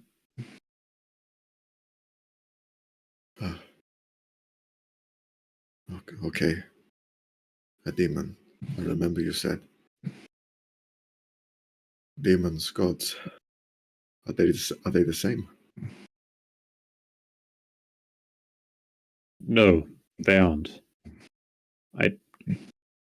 I know little of the demons. They were only described to me by someone else as primeval beings that arrived along with the gods, I believe. Helen would just be kind of looking over at him as he's giving this like explanation, just kind of with a curiosity, and then looking back at the creature that we're seeing. Mm-hmm. Does it look like her at all? You can roll a religion or insight check. Choosing either one will give you different results.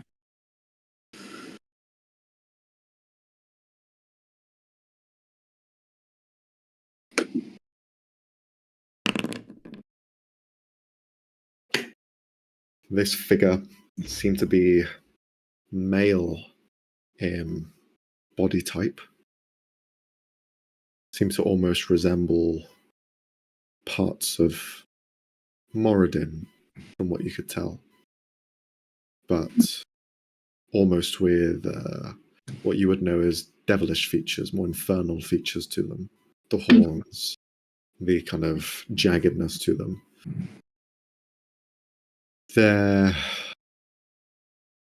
Because you are kind of into stories, I will ask you to do a history check as well.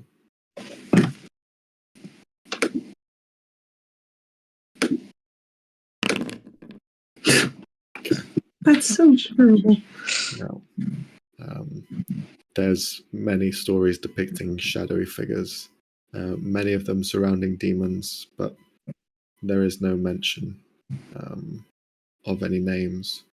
However, there is essentially two major figures that kind of pop to mind. One, which is referred to as almost the biggest evil, the biggest boogeyman around, and that is Asmodeus. But also, there is a creature which is known as the devil. Every devil gets its name from that one entity. It had infernal features. It could be the devil. But you're unsure.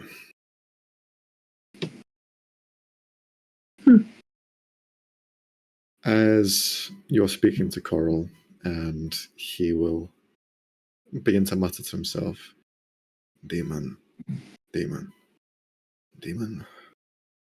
I think my mind is getting twisted. I feel as though I'm going back and forth between places. The word demon, I feel like I've heard it, but I've not heard it. I can see a demon, but I cannot feel its presence. A demon.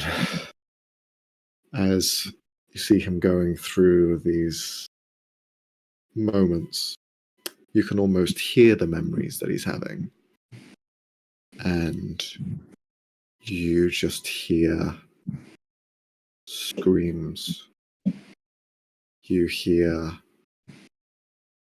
slashing and blood spray. Like a whirlwind of blades shoots through, and you just hear the sound of crick pods begin to fall one by one.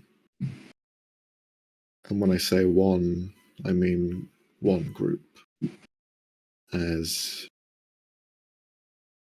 slice after slice cuts through tens of 20 of them. They all scream in unison, and they all grow silent in the same breath. In these darkened shadows that pass by, you can see that Coral still has a hand by his head as he's on his knees looking down to the ground. Demons. I remember the demons. There are so many of them. So many. As he's remembering them, you see the faintest of outlines of this massacre take place. You see going through the tunnels a whirlwind of blades just push through and eviscerate everything within sight. There is another which you see for a moment. You see the barbaric nature that they go through to kill these crick pods, but you do not remember how. Their form is forgotten. Their acts are forgotten, but all you see is the blood spray and aftermath. But a demon had caused it, but you cannot remember its form. There is others that walk and breathe, and the crick pods just die, spindly in its form as it just reaches out, and all of them fall without even touching them. There are many of these different shaped and sized demons that come by. You note them, you see them, but there are too many to count. And then you see Coral reach down, and before him, a pile of just bodies. And you can see just him hold his family in his arms as they are all dead. He is the last surviving crickpod of this clan, of this group. There is no more. And you see him just sit there idly, and he just says, "The demons, they killed all of them. Gods, demons, they're not the same. But gods should be accounted for."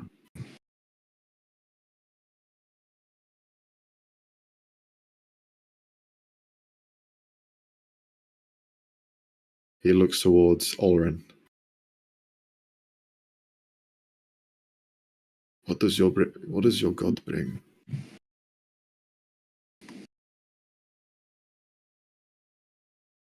Moradin is the god of creation. He brings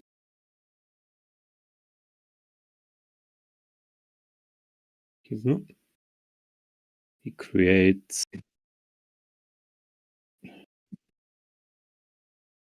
for all in the ground, the trees. But people's bodies, my form, has been carved by his hands.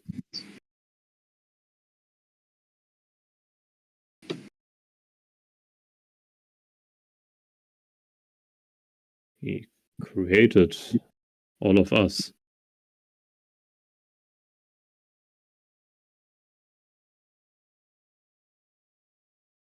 He nods. I do not blame them. I do not blame you. I blame the demon, the demons that did this. But why did they have to come to my home?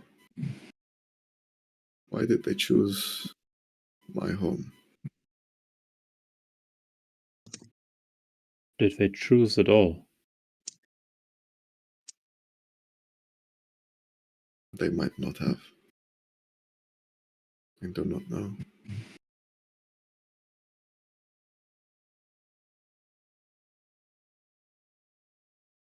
In this moment, you begin to hear clashing. Just these loud, echoing roars of battle that begin to flash and shine across the world. You feel the roof of this underground civilization just get ripped away and unfurled as you are now shown the sky, which is complete black, except for the odd shine of golden divine light. You see Platinum Dragon fly around, breathing divine energy onto different shadowed entities that begin to cling, climb, fight, and push back as much as it can. You see all of these different gods begin to fight these demons of varying sizes and power set. But you watch as your focus is not on the children, but instead the fathers of these smaller gods. You see Moradin. You see the demon clash. Radiant weapons fighting dark and obscured shadowed ones as they clash and meet together. You watch as the ground sunders and tears apart. You watch as the sky is almost warped and changed. And for moments throughout this clashing, you can almost see the land itself beginning to disturb, move and shift by its own mind. Energy, radiant, just flashing by, disturbing the land itself and stirring parts of it awake. But as these fights continue, they seem to last forever. There is one point where Sahanim appears, and you see as she arrives in this beautiful gown and faces this shadowed entity. She, with the same hand which clutched the shadows before, looks to him with soft expression, reaches into his chest, pulls the tethers of shadow, and punches down and drags his body. The land itself almost breaks away, and you can see past the prime material plane and you see what is an infernal place, one which is reminiscent to hell itself. But then, as the fist continues, you watch as Sahanin continues to plummet through, and you watch as hell has a hole in it, and she breaks through to another layer, and another, and another. She goes through 9 layers of this hellscape, and you see at the very end a void, a dark void. I need all 3 of you to roll a perception check.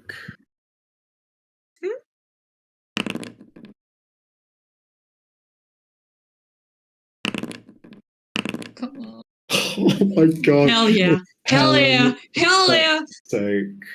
That 20s every fucking time.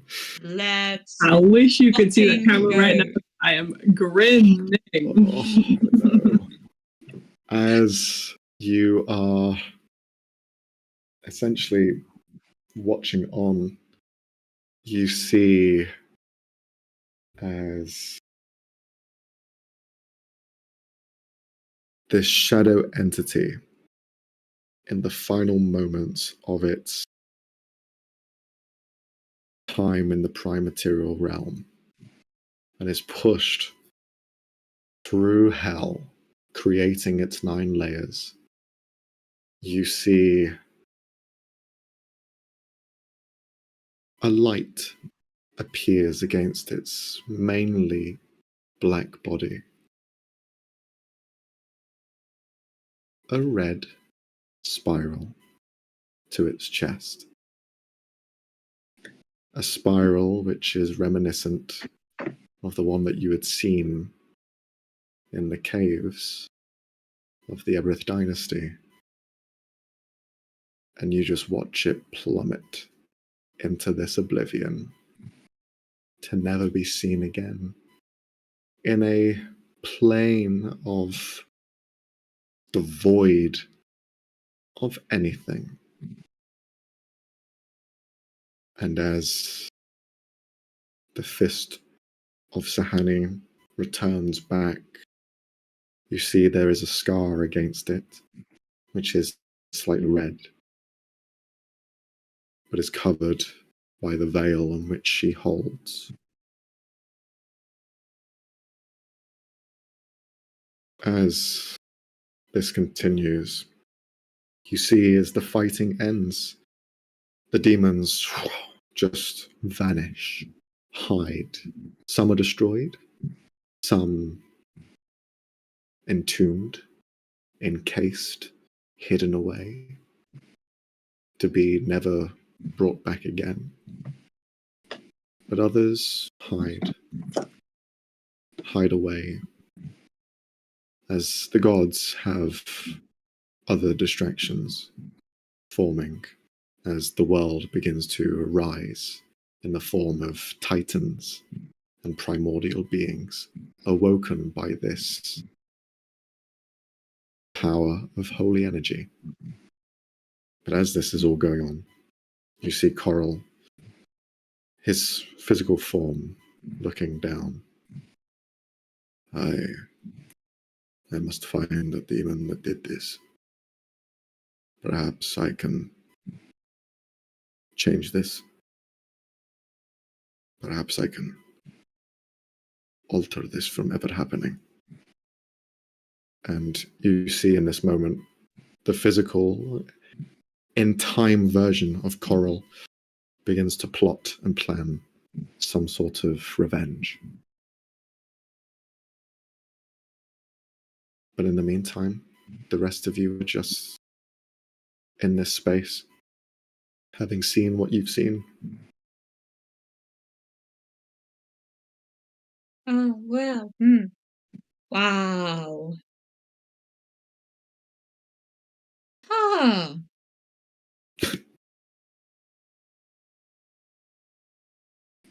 That was interesting.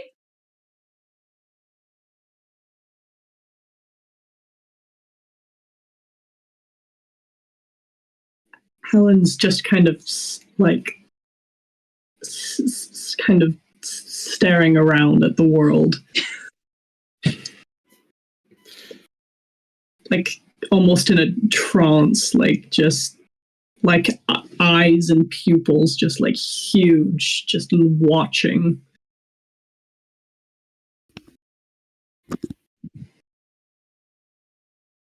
Oh, okay. As you find moments to try and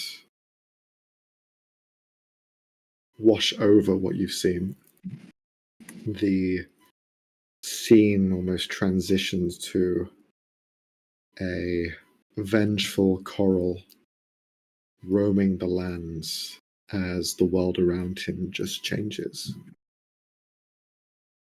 Things happen. The world continues as this one man goes from newly crafted environment to the next. Worlds which he knew that has been completely altered, trying to find the demons who did this. And through that search, he finds himself in the Fey Realm, a place which was somewhat different to the Prime Material Plane, but has some similarities. You see, he walks in a space where sand falls, forever falls, onto almost a pyramid of sand, creating it and just creating this endless sand pyramid.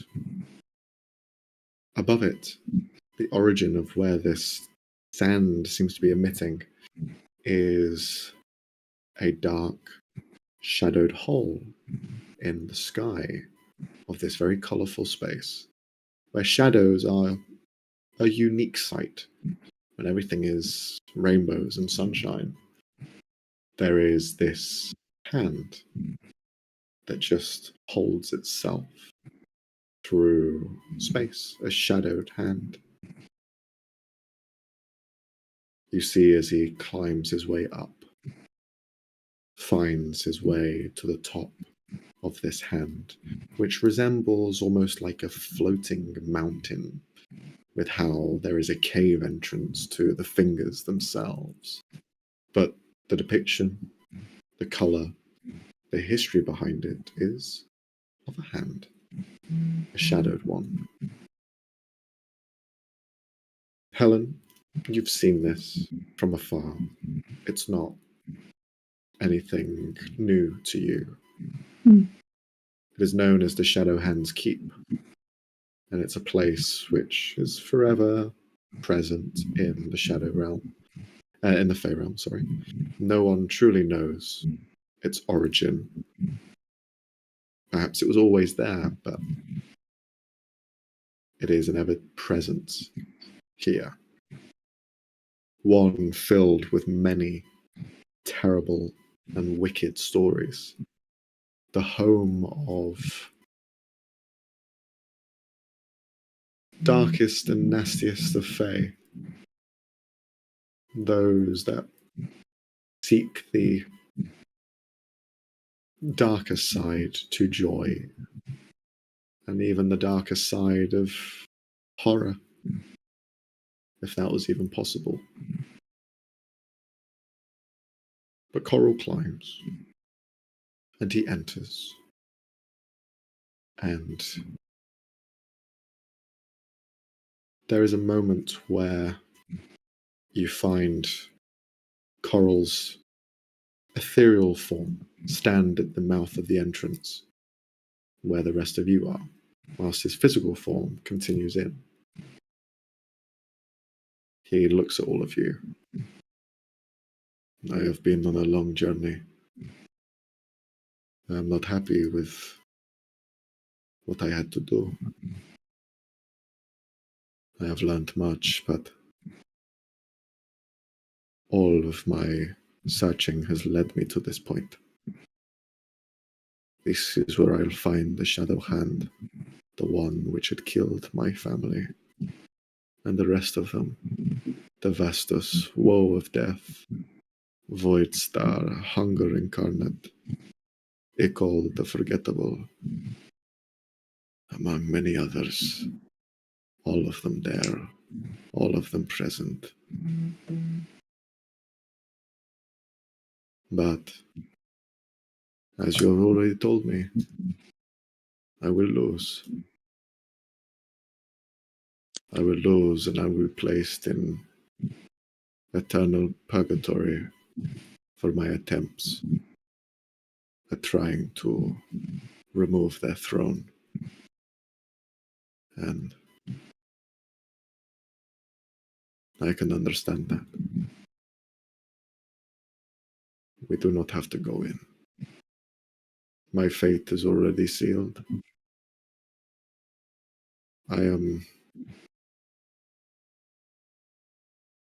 I feel as though a weight has been lifted off my shoulders. At this point, the three of you feel this tug, as though you can leave this space if you wanted to. Or you could go inside the cave. Helen would take a step forward. We are not leaving you now. Besides, Yeah, hell no. I want to see what's in the cave. even in our time, your story is far from over. This is not the end.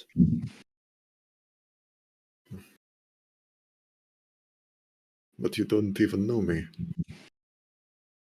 Well, technically we do. We kind of just saw your entire life, dude.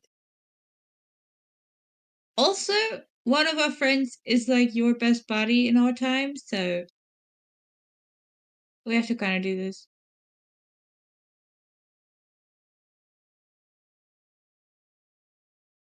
There is a slight smile, at least an attempt at one, although you cannot really tell that it's a smile underneath the strange sort of mouth that he has.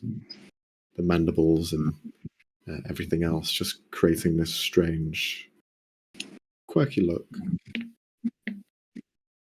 Well, if we are all here, we may as well see what fate befalls me. Thank you. I understand now that you have done a great deal to help me. Thank you. And I hope that I will be able to return the favor. Whatever you need, I will help you.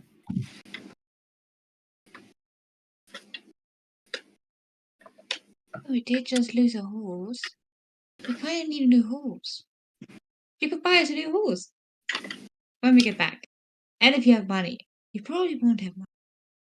Kel, Yes, bad timing. gotcha. Helen would just start walking into the cave. Good idea. This is not going to be pretty, but let's get this over with. Okay. Yeah. The three of you begin to walk in, Coral following in your footsteps as you begin to enter the Shadowkeep's hand. And the closer you get this dark energy almost reaches out, and as you draw nearer, there is a sense of dread. The feathers which you had on you before vanish, and you feel as though your forms are more physical than they were before. And as you enter, you see this large, almost palace, where there is bright stone,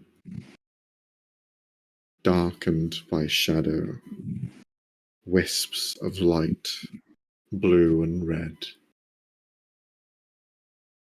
and statues at different points, looking down in your direction. And every step you take, the heads move and look in your direction.